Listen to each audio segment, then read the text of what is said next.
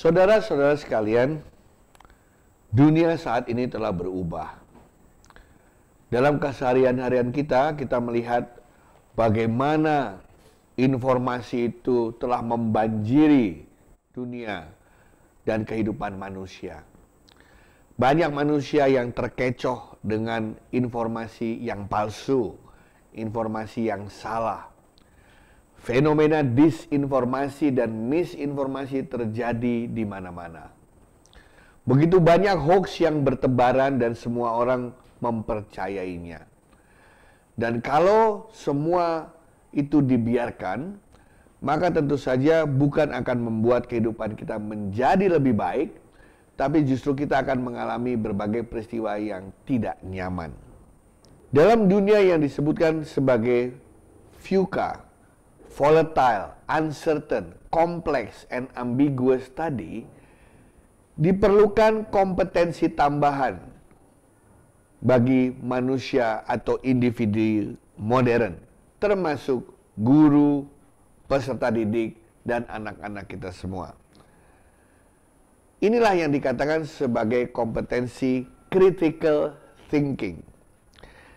Critical thinking adalah kemampuan berpikir secara kritis, di mana seseorang tidak saja dengan mudah mau mempercayai informasi yang dia terima, tapi dia pasti harus memastikan bahwa berbagai informasi yang dia terima tersebut adalah data atau informasi yang logis, sistematis, valid, dan objektif.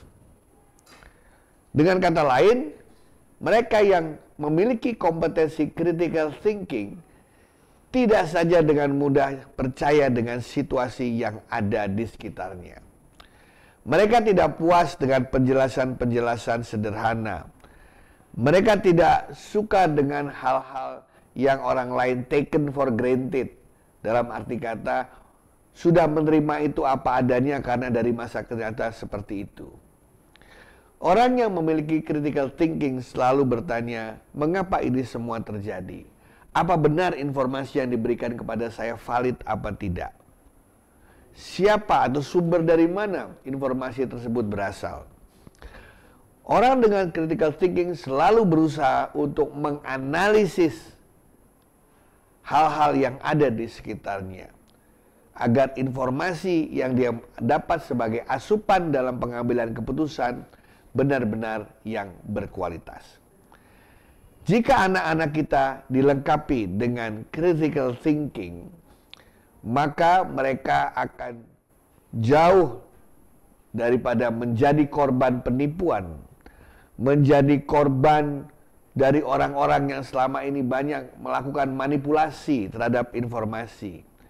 Dari mereka yang suka mengadu domba, dari mereka yang suka memberikan informasi keliru sehingga orang pun berpandangan keliru, yang ujung-ujungnya bisa membuat berbagai komunitas saling diadu domba. Nah, dalam konteks pembelajaran, critical thinking ini diimplementasikan melalui bagaimana siswa diajarkan untuk selalu menggali ketidaktahuannya, selalu mempertanyakan situasi di sekitarnya dengan aktif secara kritis. Dengan demikian, dia akan memahami suatu persoalan secara mendalam karena dia tahu secara logis mengapa suatu peristiwa terjadi, mengapa suatu konsep ada, dan bagaimana itu semua dia lihat sebagai atau sesuatu itu secara objektif. Nah, pada dasarnya critical thinking itu harus mulai diajarkan sedini mungkin. Tentu saja dengan bahasa atau model komunikasi yang disesuaikan dengan usia anak-anak. Di Indonesia itu saya lihat atau di seluruh dunia, justru anak-anak kecil itu yang memiliki critical thinking. Karena anak-anak kecil itu kan ingin tahunya tinggi sekali. Mengapa begini? Mengapa begitu? Kenapa saya ada? Dulu saya lahir dari mana? Ya, kemudian mengapa kok matahari bisa panas? Kenapa bumi itu ada siang, ada malam? Mereka bertanya-tanya. Dan melalui peristiwa pembelajaran, mereka mulai memahami. Kenapa bumi kadang-kadang dingin, kadang-kadang panas? Kenapa di sana ada 4 musim? Ya, kenapa manusia membutuhkan makanan? Nah, keingintahuan itu adalah syarat utama bagi mereka untuk bisa belajar. Jadi orang yang memiliki critical thinking akan selalu ingin menggali misteri yang ada dalam kehidupannya sampai dia puas. Nah, oleh karena itu kita sebagai pendidik harus menanamkan kompetensi critical thinking itu sedini mungkin. Sehingga kita sebagai individu mulai dari lahir, balita, anak-anak, remaja, pemuda, dewasa, lansia, itu selalu melihat sesuatu secara kritis agar kita tidak salah dalam bersikap, berperilaku, dan mengambil keputusan. Cara paling efektif untuk membangun critical thinking bagi anak-anak adalah dengan membiasakan kultur bertanya. Banyak sistem pendidikan di dunia ini yang hancur karena siswa dibatasi atau siswa dilarang untuk bertanya. Padahal bertanya why adalah awal dari sebuah pembentukan pemikiran critical thinking.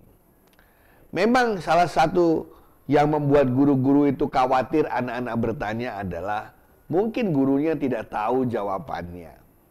Atau mungkin yang dipertanyakan itu terlihat bodoh. Atau mungkin yang dipertanyakan itu adalah pertanyaan yang selama ini dianggap tabu. Nah, kalau kita tidak berani berhadapan atau melarang anak-anak untuk berpikir secara kritis, maka pada saat itu juga kita membunuh jiwa belajar mereka. Membunuh benih-benih keingintahuan mereka untuk berinovasi. Oleh karena itu, sebagai guru, kita harus menyediakan waktu sebanyak mungkin bagi anak-anak untuk bertanya. Ingat, guru belum tentu tahu semuanya, betul. Tetapi guru adalah seorang fasilitator. Ketika anak bertanya sesuatu, kita bisa membalikan ke dalam kelas misalnya. Bagaimana teman-teman terhadap pertanyaan dari teman Anda ini? Ada yang bisa jawab? Atau bagaimana kalau kita cari bersama-sama yuk? Dengan menggunakan AI, dengan menggunakan internet. Kemudian jawabannya kita diskusikan bersama. Nah, itulah cara paling efektif adalah merangsang anak-anak untuk selalu bertanya, dan kita harus menyambut baik pertanyaan itu dengan memberikan interaksi agar mereka bisa menemukan jawabannya sendiri secara logis, sistematis, dan objektif.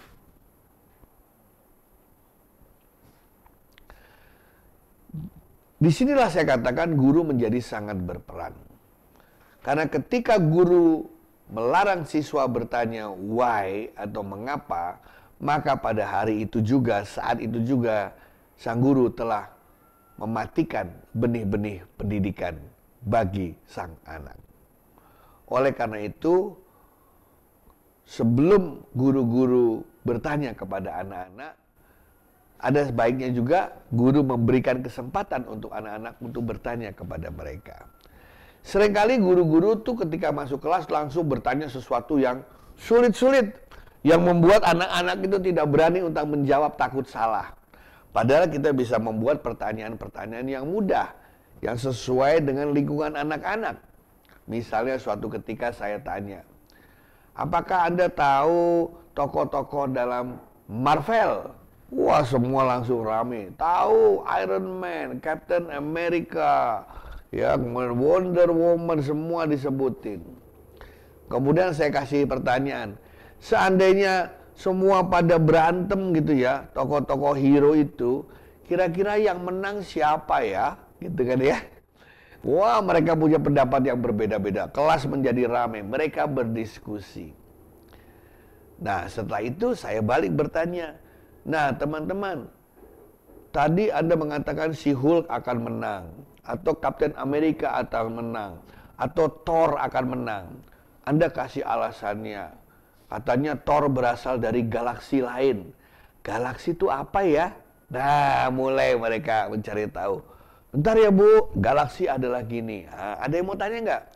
Bu, berapa jauh sih galaksinya kita sama galaksinya Thor gitu ya? Silakan cari sendiri. Kemudian terjadi percakapan di situ. Mulailah mereka bercerita. Ada berapa ya jumlah galaksi di jagat semesta ini? Ada berapa? Mengapa? Ya siapa? Nah, pertanyaan-pertanyaan itulah yang akan menggali misteri dan keingintahuan mereka untuk bisa menjawabnya secara logis dan sistematis. Disitulah guru akan membimbing mereka. Jadi tugas guru adalah membuat lingkungan supaya mereka senang dan tidak takut untuk bertanya. Dan kedua, mengajarkan kepada mereka bagaimana cara logis dan sistematis untuk menganalisis pertanyaan, mencari jawaban yang masuk akal, memberikan bukti-buktinya, dan seterusnya. Itulah peran guru yang diharapkan. Nah, bagaimana cara membangun critical siswa yang pasif, critical thinking siswa yang pasif? Anak-anak itu biasanya pasif karena dia takut yang dia omongkan itu diketawakan oleh teman-temannya. Yang dia omongkan itu takut terlihat bodoh di mata guru dan teman-temannya. Atau dia takut nanti dianggap salah atau diperbandingkan dengan teman-temannya.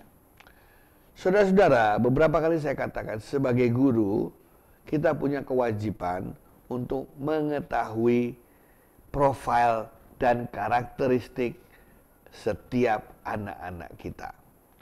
Setiap individu dilahirkan dengan minat, bakat, talenta yang berbeda-beda. Dan seperti sekolah-sekolah kan biasanya sebelum masuk ke dalam lingkungan sekolah sering sekali ada tes psikologi atau tes kemampuan akademik misalnya. Nah, seringkali tes itu hanya dipakai untuk menyeleksi anak-anak masuk ke sekolah apa tidak. Jarang guru-guru itu ya menggunakan tes untuk diintegrasi dengan proses pembelajaran. Dari tes itu kita bisa tahu kok anak-anak mana yang cenderung akan pasif, mana yang cenderung akan aktif. Nah, terhadap yang pasif saya akan melihat kira-kira yang pasif ini kenapa dia pasif, atau mungkin hal-hal apa yang dia senangi. Nah, biasanya anak-anak yang pasif itu karena dia merasa apa yang disampaikan di dalam kelas itu jauh dari yang dia ketahui. Sementara teman-teman lain kayaknya kok sudah bisa. Tetapi berbeda kalau saya menjelaskan sesuatu yang dihubungkan dengan hobi mereka yang pasif, dengan kesukaan mereka yang pasif, ya, dengan dengan hal-hal yang berkaitan dengan kegemaran mereka. Mereka akan pasti menjawab. Orang itu paling nyaman jika menceritakan sesuatu yang menjadi hobinya, yang menjadi kegemarannya, menjadi minatnya. Oleh karena itu, sekali lagi guru-guru harus memiliki catatan mengenai profil dan karakteristik dari masing-masing peserta didik. Dan dari situ kita bisa menyesuaikan cara kita menyusun strategi pembelajaran, cara kita berkomunikasi, cara kita memilih contoh dan konteks agar teman-teman yang pasif itu merasa tidak diasingkan atau tidak tertinggal.